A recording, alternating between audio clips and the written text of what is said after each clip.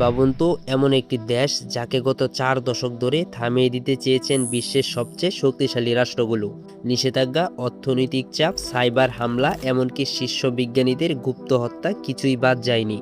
কিন্তু সেই ধ্বংসস্তূপের ভেতর থেকে জন্ম নিয়েছে এমন কিছু সামরিক প্রযুক্তি যা আজ বিশ্বের পরাশক্তিদের হিসাবের খাতা উলটপালট করে দিচ্ছে। আর সেই দেশটি হলো ইরান। আজ আমরা উন্মোচন করব ইরানের সেই টপ সিক্রেট প্রযুক্তিগুলো যা নিঃশব্দে বদলে দিচ্ছে বিশ্বের রাজনীতির সমীকরণ। আর বিশ্বাস করুন, শেষের তথ্যটি সবচেয়ে ভয়ঙ্করজনক, যেটা জানার পর আপনি বলবেন আর হ্যাঁ, আপনাদের একটা লাইক, একটা কমেন্ট আমাকে ভিডিও বানাতে অনুপ্রেরণা দেয়। তাহলে মূল ভিডিওতে যাওয়া যাক। 1979 সালের ইসলামী বিপ্লবের আগে ইরান ছিল পশ্চিমা অস্ত্রের বড় ক্রেতা, কিন্তু বিপ্লবের পর সব বদলে যায়। যুক্তরাষ্ট্র ও তার মিত্ররা ইরানের উপর কঠোর নিষেধাজ্ঞা আরোপ করে।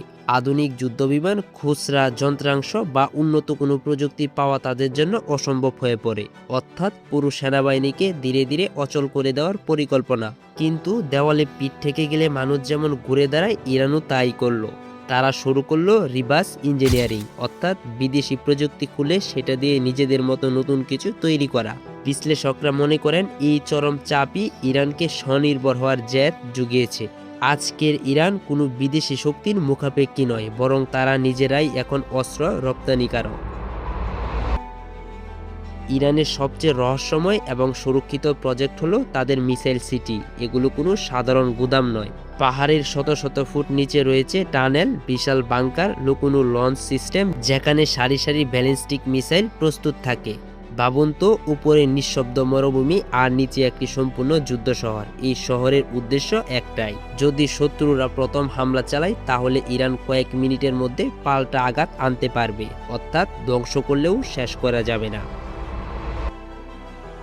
2023 সালের জুন মাস, ইরান বিশ্বকে চমকে দিয়ে ঘোষণা করেন তাদের প্রথম হাইপারসোনিক মিসাইল। হাইপারসোনিক মানে শুধু দ্রুতগতি নয়, এটি এমন গতি যা শব্দের গতির বহুগুণ বেশি। কিন্তু আসল ভয় অন্য জায়গায়। এই ধরনের মিসাইল আকাশের গতিপথ বদলাতে পারে, মানে রাডার ধরলেও আটকানো কঠিন।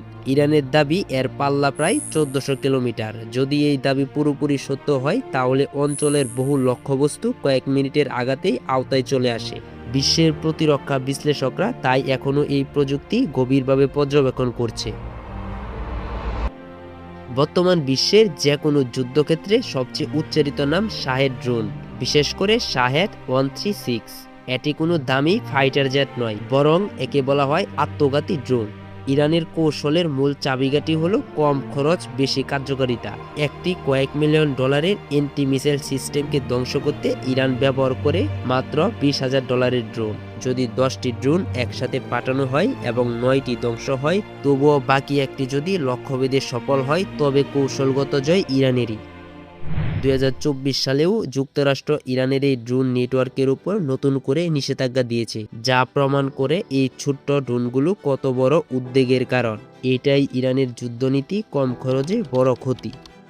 তারপর হরমুজ প্রণালী, যেটার সাথে আমরা সকলেই পরিচিত, বিশ্বের জ্বালানি পরিবহনের অন্যতম গুরুত্বপূর্ণ পথ। এখানে ইরানের নৌবাহিনী কোনো বিশাল এয়ারক্রাফট ক্যারিয়ার ব্যবহার করেন না। তাদের শক্তি হলো সোয়াম ট্যাকটিকস বা জাগবেদে আক্রমণ। শত শত ছোট, দ্রুতগতি সম্পূর্ণ এবং সহস্র বুট একটি বিশাল জাহাজকে ঘিরে ধরে, তখন সেই জাহাজের রাডার এবং ডিফেন্স সিস্টেম বিভ্রান্ত হয়ে পড়ে। তাই বিশ্বের শক্তিশালী নৌবাহিনীর জন্য এটি অমীমাংসিত বাধা। ইরানের এই প্রযুক্তিগত উত্থান আমাদের এক নতুন যুদ্ধের বার্তা দিচ্ছে। ভবিষ্যতের যুদ্ধ শুধু ট্যাঙ্ক বা ফাইটার জেটের বিশাল মহড়া হবে না, সেখানে থাকবে ড্রোনের জাক, হাইপারসোনিক মিসাইলের তীব্র গতি, সাইবার জগতের অদৃশ্য আক্রমণ এবং মাটির নিচের গোপন শহরের সুরক্ষা। ইরান প্রমাণ করেছে বছরের পর বছর নিষেধাজ্ঞার খাঁচায় বন্দি থেকেও কিভাবে বিজ্ঞানের ডানা মেলে বিশ্ব শক্তির সমান্তরালে দাঁড়ানো যায়। আপনি কি মনে করেন ড্রোন নাকি মিসাইল, ইরানের কোন প্রযুক্তি সবচেয়ে বেশি বিপজ্জনক? আপনার মতামত জানান আমাদের কমেন্ট বক্সে। ধন্যবাদ।